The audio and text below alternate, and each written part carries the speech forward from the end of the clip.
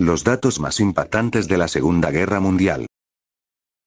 La Segunda Guerra Mundial fue el conflicto armado más importante del siglo XX, y uno de los más importantes de la historia. En septiembre de 1939, Adolf Hitler, liderando a la Alemania nazi, declaró la guerra a la mayoría de potencias europeas que se aliaron para combatir el fascismo alemán, apoyados por Estados Unidos. Haciendo un balance de los datos que nos dejó el conflicto, se trata de una de las guerras más sangrientas y en donde más bajas civiles y militares hubo. En agosto de 1945, Alemania firmó las capitulaciones y la guerra llegó a su fin, pero el mundo ya no volvería a ser el mismo. 60 millones de personas muertas durante el conflicto armado que enfrentó a Alemania y sus aliados, Italia y Japón, como potencias del eje, murieron hasta 60 millones de personas.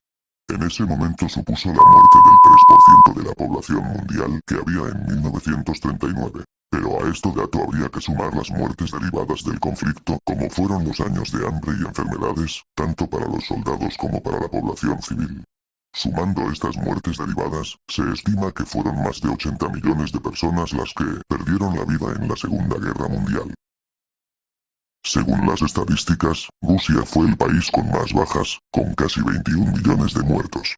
Esto supone que el 80% de los jóvenes nacidos en 1923, que tenían ya 16 años para ir a la guerra, fallecieron en el conflicto.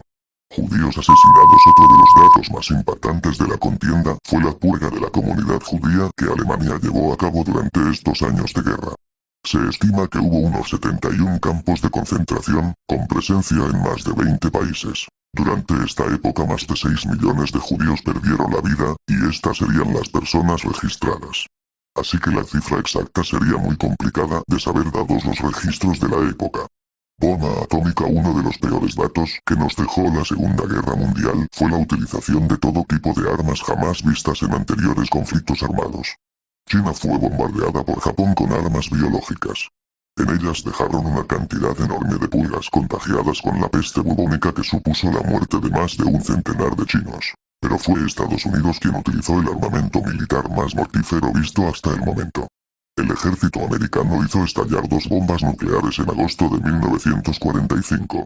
La primera fue sobre Hiroshima el 6 de agosto, la segunda, 3 días después en la población de Nagasaki.